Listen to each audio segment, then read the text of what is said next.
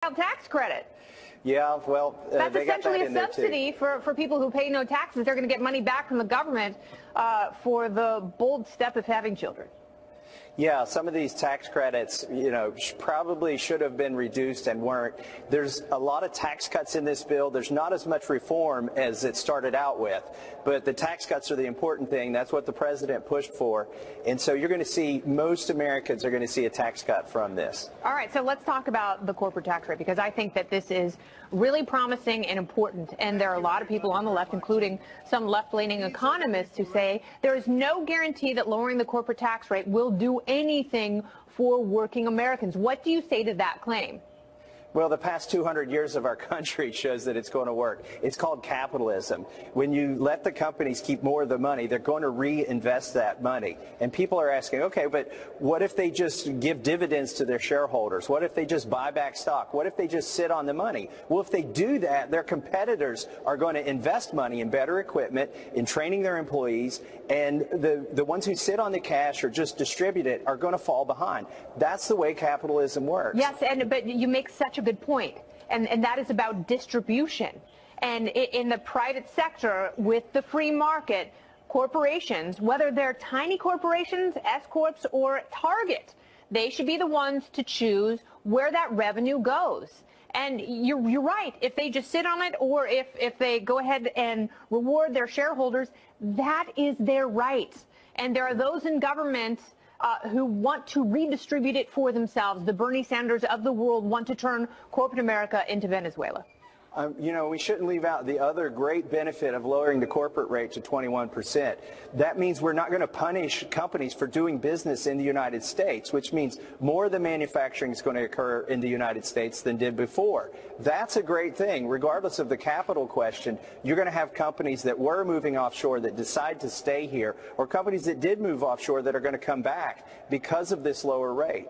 All right, so we're always vigilant about civil liberties on this show. It's been tough to talk about because we've spent so much time talking about the Russia investigation and, of course, this tax plan. But there is an important deadline looming for Section 702 of the FISA Act. Tell me, what is the status of that, and what are you hoping to achieve? Well, the FISA Act ostensibly allows our government to spy on foreigners. The problem is the FBI has been using this as a backdoor to spy on Americans. This program expires on December 31st, so we have a real opportunity to reform it literally this week, because it will expire if we don't get these reforms. A lot of conservatives, myself, some of my friends in the Freedom Caucus, and some civil libertarians on the Democrat side of the aisle are pushing very hard to get an amendment in there that I have offered in previous years, and it's passed in previous years, but never made it into final law. Yeah. This amendment would require a warrant if you want to go into this spy database and surveil Americans. That's all we're asking for. Get a warrant. Yeah, and that's fair, that's constitutional, and that's how it should happen. You can still catch bad guys. You can still use technology and appropriate surveillance. Most rational people aren't against that. But what they do want, we agreed to play by the rule book that is the U.S. Constitution. And you have to abide by that no matter where you sit in the federal government or in law enforcement. That's only fair. That's only right. So what are the chances of an amendment like that making it into law? Well, one of three things is going to happen. Either this is going to expire and the whole program goes away on December 31st. Not likely. Or we get an amendment in there and we change it. Or, as Congresses want to do, they may just punt this a month. Yeah, and then we'll bring up the argument in January. But we need to stand strong here in the House and keep them from reauthorizing this for like 4 or 8 years without any changes. They made a play to do that last night, and we shut them down, literally. So they're scrambling today to figure out how to write a bill that will pass Congress. Where's the Freedom Caucus? Where's the Freedom Caucus on FISA? I met with the Freedom Caucus last night, and they're pretty strong on this issue. It seems to me like they're ready to fight on this because, look, not only do we stand up for the 10th Amendment and the Second Amendment, this is a Fourth Amendment issue. Absolutely. It requires, if the government wants to surveil people, the Constitution requires that they get a warrant, that they have probable cause, and they name the people and things to be seized. Absolutely. Thank you for seizing this opportunity to come talk with us on the show. Have a beautiful Christmas, Congressman. Merry Christmas, Kennedy. Thank you. A number of polls suggest that a majority of voters do not like the tax plan. Critics say it unfairly benefits the wealthy and corporations, but supporters say that's not such a bad thing because it will spur job growth and raise wages. So which is true? Let me take it to my undercover party panel tonight. She's a senior director at Bustle.com, a Fox News contributor and friend of the show. Jessica Tarlov is here, along with a legend in the Liberty Movement, Reason Magazine editor-at-large Matt Welch, and former New York Congresswoman and member of the Independent Women's Forum Board of Directors, Nan Hayworth returns. Welcome, everyone. Hi. Kennedy. So, Nan, of all of us here at the Plexiglass Oval, you were the only one who's actually sat in Congress. Yeah. What do you think of this tax plan? Oh, I think it is a tremendous step forward for us. Can it be improved? I'm sure it can be. But this represents, as you just so eloquently explained, a real return of resources, capital, and control to the American citizens. And that's what we need, because when I was in Congress, what I saw firsthand was the way government squanders your money, because government is political. So everything that's done via government is done with cronies and established bureaucracies. Yeah, cronies, and, whether they're right, corporations or unions, and that ends up hurting individuals. So what do libertarians get out of this bill? What is the libertarian perspective? Well, the best thing that you get is a lower tax rates for basically everybody, except if you live in New York and work in the media. Except for us. Except for everybody at this table gets maybe takes it in the shorts. But the vast majority of Americans who pay federal income tax plus corporations, all of that is to the good. The flip side of all of that is that we're getting to a stage now where the Committee for Responsible Budget says we're going to get to $1 trillion deficits as soon as next year. In order to pass this, Republicans passed a 10-year budget resolution that was based on fiction. This is best case scenario. They always are. Increasing the deficit by $1.5 trillion. That has a problem, an adverse impact on economic growth, which Republicans talked about a lot between 2009 and 2014. They stopped talking about that. What I worry about is that we're going to get a lot of good stuff happening to the economy because of these tax cuts, I think, and also because of some of the regulatory activities the Trump administration has done. But if we have 120%, debt to GDP ratio, that has a bad impact. You know what it's like? It's like having a great body and an ugly face.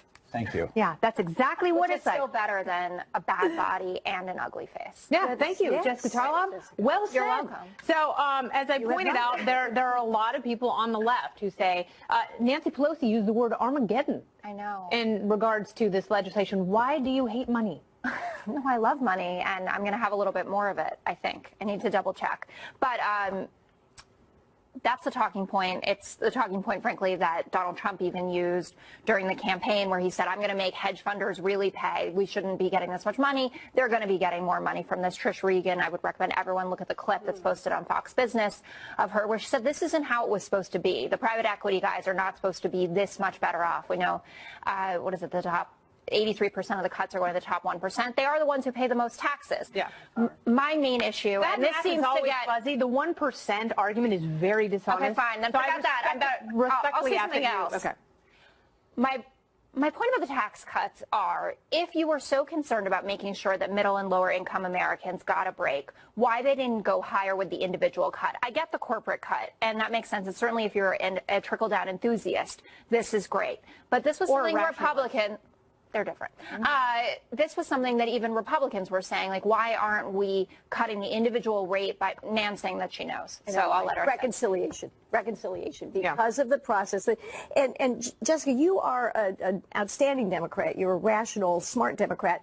But Democrats in the Senate, unfortunately, refuse to get on board with any of this. Yeah, there's some who I think would benefit if they brought this message back to their states and articulated the message of economic growth, mobility, and opportunity. Precisely. And because they wouldn't, the Republicans were left to try to pass a bill with basically only 50 votes, and hence is the tiebreaker. So they chose reconciliation instead of getting rid of the filibuster, which would have been what I would have liked them to do.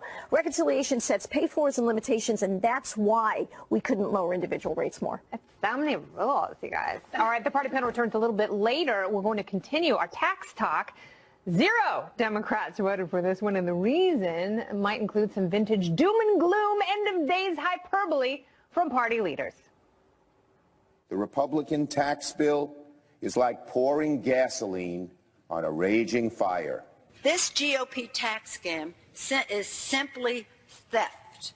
Monumental, brazen theft from the American middle class. It does violence to the vision of our founders. It disrespects the sacrifice of our men and women in uniform. What the hell is she talking about? Why did Democrats say they hate it so much? Joining me now, former economic advisor to President Obama, former CEO of the Americas and global president of the investment bank UBS. He's also a Fox News contributor. Robert Wolf joins me now. So what is so hateful about this bill that it causes Nancy Pelosi to reach into her deadly thesaurus? Yeah, I wouldn't say I agree with their rhetoric and use the word hateful. I'm for corporate tax reform, and I'm for individual tax reform. A couple things. This bill is not simpler. Yeah. You could argue it's I agree more it's difficult. not simpler. I think that it is problematic, Yeah. but I don't think those problems are fatal. No, I don't either, because it's the same. We have a difficult tax bill going to another difficult tax bill. Secondly, it's not tax reform, it was a tax cut. And where I have the biggest problems is something like the individual mandate.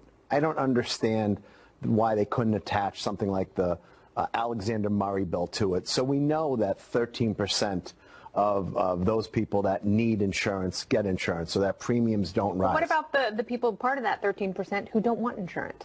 Why should the government force them to get insurance, and why should the government force other people But to that pay for wasn't it? what I said. What I said is, if you're going to get the individual to rid the individual mandate, then attach the other bill that actually keeps the exchanges and the Do you premiums. think Obamacare has been a success or a failure?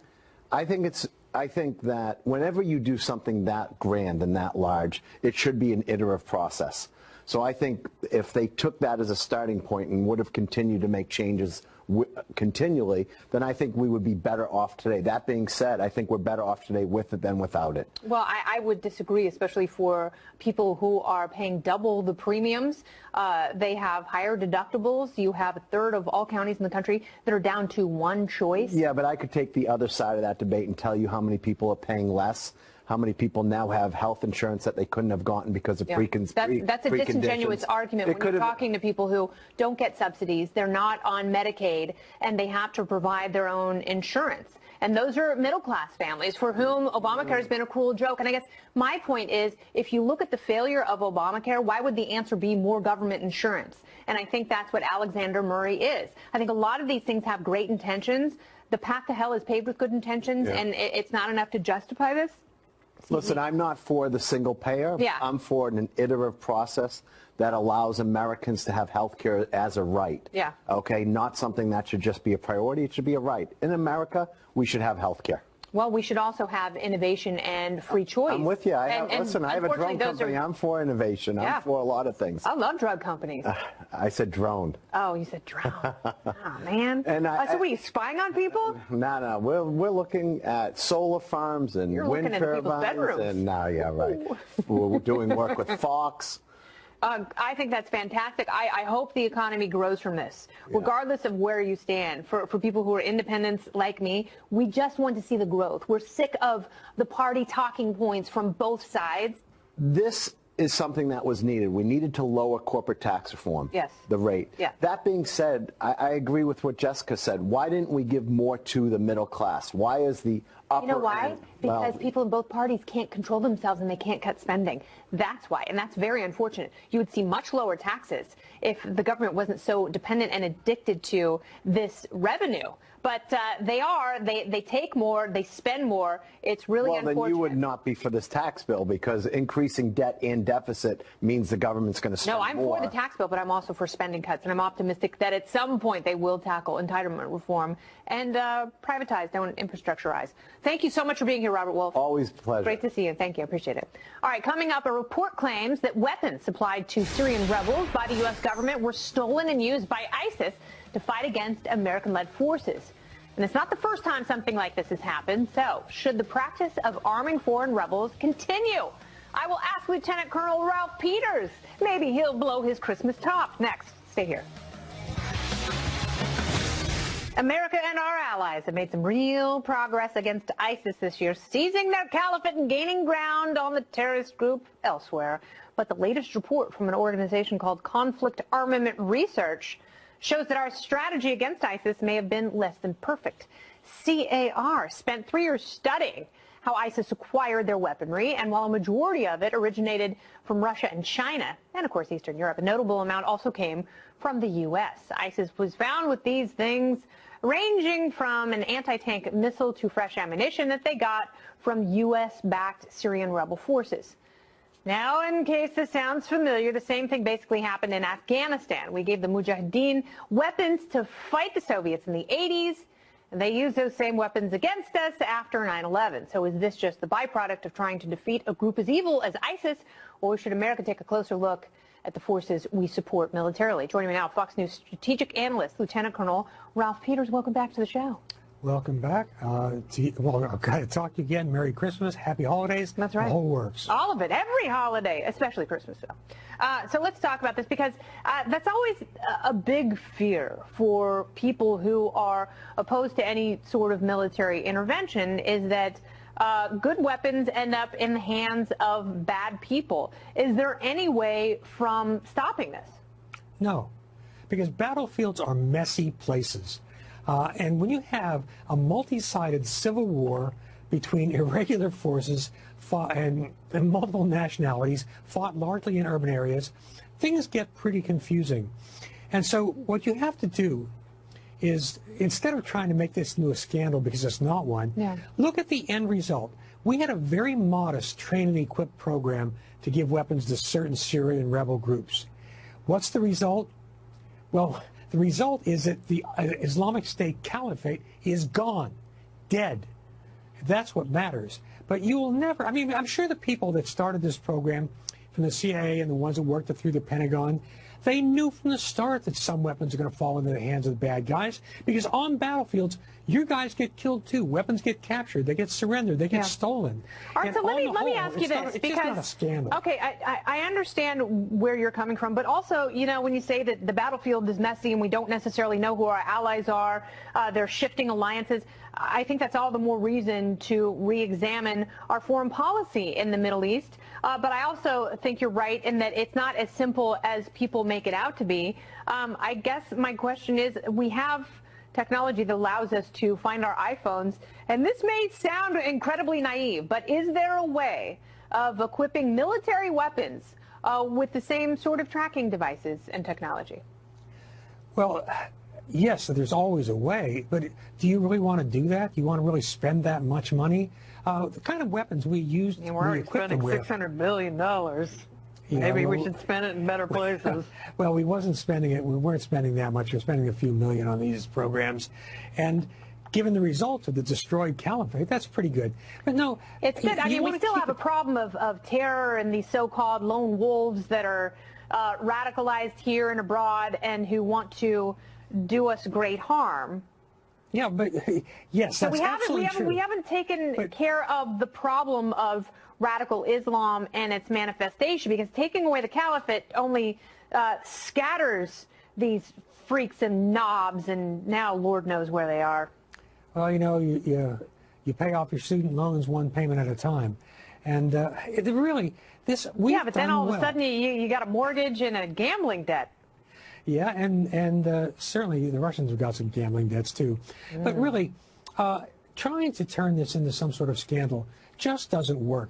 We gave them a relative handful of weapons. Some of them went missing. It will always happen like that. And these are really small arms, light weapons, very few of them with any sophistication whatsoever. The bulk of the weapons ISIS got, they captured from the Iraqi army, from the Syrian army, or they bought on the black market. And 90% of them, as you observed, came from Russia, China, Eastern Europe. 3% of the weapons recovered from ISIS. And we've recovered a lot of weapons from ISIS. 3% were from NATO countries. That includes the United States. Those are pretty good odds. Yeah, I mean, yes, considering that 97% came from elsewhere. I don't trust the elsewhere. I don't trust the actors, but I still don't think that's justification for rampant interventionism. It's the one thing that I like about the president's foreign policy is that he said he doesn't want to get us into more of these costly and complex wars. Lieutenant Colonel Ralph Peters, I have to go, but I do want to wish you a very Merry Christmas. I hope that you are standing under mistletoe at least 15 hours a day. I carry the mistletoe with me. Well done. All right. Thank you very much, Ralph Peters. Have a great night. I might show up in New York. Be careful. God. Okay, I'll be on the lookout. Security! Okay, thanks. Coming up, celebrities often talk a big game, but seldom back it up. Well, say what you want about Rosie O'Donnell, but at least she put her money where her big old mouth is offering to bribe Republicans to vote against the tax bill. The panel returns to discuss in moments.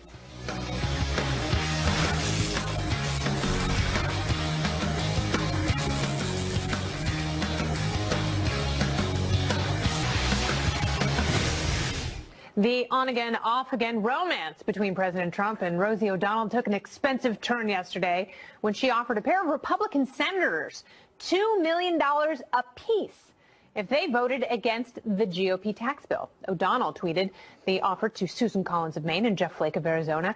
And although they both voted in favor of the bill, many were quick to point out that it's illegal to offer a lawmaker money in exchange for changing a vote. So is Twitter bribery the end of Rosie or the beginning of a whole new form of democracy? Party panel is back. Jessica Tarlov, Matt Welch, and Nan Hayworth. Matt, I'm going to start with you. Is this groundbreaking and creative or deplorable? It's beautiful. I think the best response would be to actually pocket the bribe and then vote against her wishes anyways, just to do the old Willie Brown in California kind of method, back old school. We talked about this earlier in the show. There's a baked-in hyperbole right now in Democratic discourse. It's really the boy who cried wolf, the point of which story is not that there isn't a wolf, but that there is. Yeah. That you need a good sentry to say wolf when one is coming, not when you modify the FCC's net neutrality rules. It doesn't mean people are going to die in the streets. When you do this to Obamacare, it doesn't mean millions are going to die. And this is, Armageddon in Nancy Pelosi's words. The problem with this is that I'm going to need you people to be right criticizing Donald Trump next year when he does something truly awful and crazy, which he will because he's Donald Trump. But, it makes it really difficult. To their credit, Nancy Pelosi and Chuck Schumer do try to tamp down the impeachment rhetoric. Yeah. Because, every day there's a new Democrat like, nope, that's it, collusion, impeachment. And they're like, hey, man, we have to wait for the real thing. Do you secretly... Also, hey, man, we don't want Mike Pence. I mean, that's really what it's about. But to your point about hyperbole... He's so squishy and snuggleable. I don't know. He and Mother.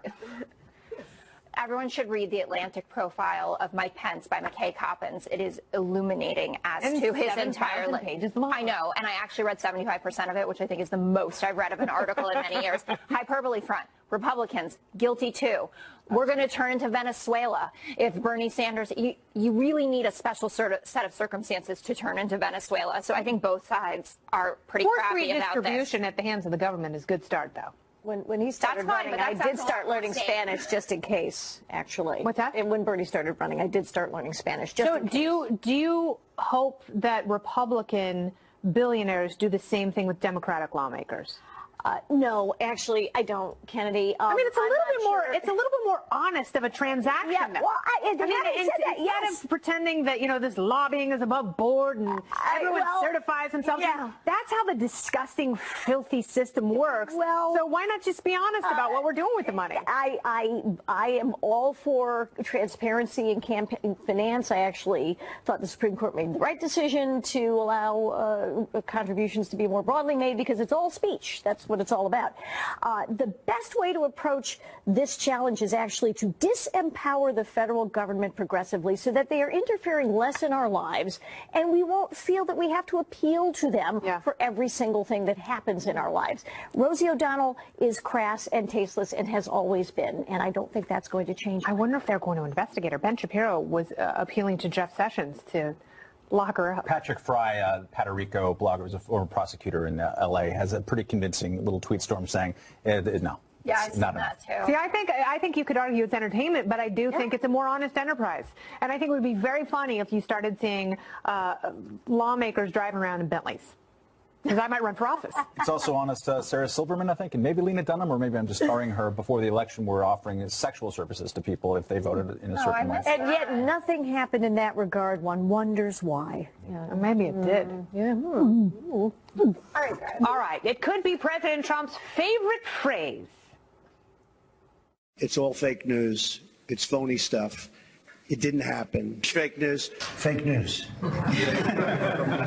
Fake news. But Americans, they're not that crazy about the phrase. In America's poll asking people to name the most annoying word or phrase of 2017, fake news came in second. Whatever tops the list for the 9th year in a row with 33%, followed by fake news at 23%. No offense, and literally came in fourth. Literally, you guys. Literally. Nan, what's your least favorite word? I really can't believe that. Well, you know, I could literally eat a house. Well, that's depends on the house. No, you know, I tried to get worked up about the whatever thing, but I don't know. I just couldn't manage it. It was just kind of like, well, whatever. Whatever. Yeah, you know, I still love Clueless. That's where it came from, and it's such a great word. That's such revisionist history. The Moon Unit Zappa existed in a world before Clueless was a gleam in someone's eye. Oh, whatever. And absolutely, in Valley Girl, she's like, whatever. Yeah, I mean, she codified bell speak. Thank you. You're absolutely right. She wrote a note to her dad and slipped it under his studio door and said, I want to write a song with you. Here's my song. And he's like, you know what? This is a great song. I played that for my 9-year-old recently, saying, this is why you talk this way. Yeah. And the only word that didn't survive is bitchin'. Bitchin' was all throughout that song. We don't say that anymore. No. Jessica, I don't even know if you can say it on TV. You might have just gotten censored. We're fine. When I was reading that list, I was thinking to myself that my entire vocabulary that I use on television is contained in that list, and that's why people hate me so much on Twitter. That's funny. So you could add vocal fry. Can I add one more word? That's fake news, Jessica. Can I add one more word? And this is because I have a middle schooler. Savage. Oh, that's very new, though. Yeah, Mom, that's savage. But she's using it so sarcastically. If she thinks I'm dressed like a dork, she's like, savage. So that's the new Fierce. If only I were the new Fierce. I want to thank you all for... Fierce is great. Fierce is always... And Fierce is not going away. No. Like Fetch obviously didn't last. Oh, I know. Fetch didn't even Stop make it. trying to make Fetch work, Griffin. Fetch happened, yeah. I want to thank you and wish you the happiest of holidays. Yes. And you. For those celebrating Christmas, Festivus, Hanukkah. Winter solstice is coming tomorrow. Yes, indeed. I can't wait. I will nude up in the snow and roll around with wolves. Nan, Matt, and Jessica. That's savage. Thank you for being here. And coming up, PC culture at the University of Minnesota is ruining the most wonderful time of the year. As we should be wishing each other Merry Christmas and Happy Festivus. The madness apparently will never end. I will ask Robbie Suave all about it next. Holiday. Everyone dancing merrily in the new old-fashioned way. If you plan on being around the University of Minnesota this holiday season, bring your battle armor because the war on Christmas is in full effect. Officials at the school warning employees and students against, quote, inappropriate religious celebrations. That means Santa Claus, Christmas trees, even the colors red and green have been deemed religious iconography. Apparently, they no longer require vocabulary and definitions. These things are not permitted on campus. Hanukkah also under attack. They've banned menorahs and blue and white decorations. Students have been encouraged to report anyone breaking this rule to the Office of Equal Opportunity and Affirmative Action. What further steps can we take to be sure there isn't a shred of joy in anyone's cold Minnesotan heart? Here to answer that question, Reason.com associate editor Robbie Suave returns. Robbie, this is so sad. I thought the war on Christmas had been won, just like the war on ISIS. What happened?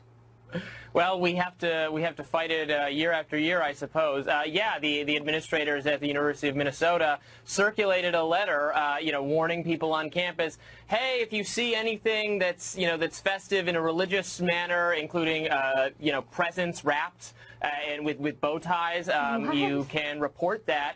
Who's offended by that? Like, what is wrong with the person?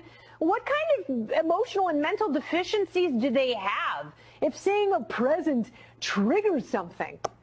I know. I mean, I understand why you have to keep formal religion out of, stop it from being endorsed by a public institution. But, I mean, is a Santa hat really the same as like a cross or something? It's not obviously to me. Or the baby Jesus sleeping in a manger. I get it. Yeah. You can't leave babies out in the cold. I understand that, Robbie. But, a little bit of celebration, like when you're in college, all you want to do is decorate your dorm room with some lights and a little bit of silver mercantilism. Well, they recommend going with just a winter theme, maybe snowflakes, for instance, which is actually kind of ironic. given the kind of jokes we make about sensitivity on campus. Funny. Although even winter themes, the winter solstice was a pagan Celtic religious celebration, so I'm not sure if we're being fair to all that would escape some evaluation as well. They're on the fast track to Satanism is what they're doing. It's sad that on campus you just can't have any fun anymore. I will pray for the souls and the hearts of those in charge in administrative positions at the University of Minnesota. Until then, Robbie Suave, have a Merry Christmas, my Liberty Elf. Merry Christmas to you too, Kennedy. Oh, thank you so much. That's offensive, and I like it. All right, very good. Coming up, Santa, speaking of which, forced to make a water landing in San Francisco yesterday. We'll tell you if he lived or died, and where you can get a great deal on reindeer carcasses. It's happening in the Topical Storm next.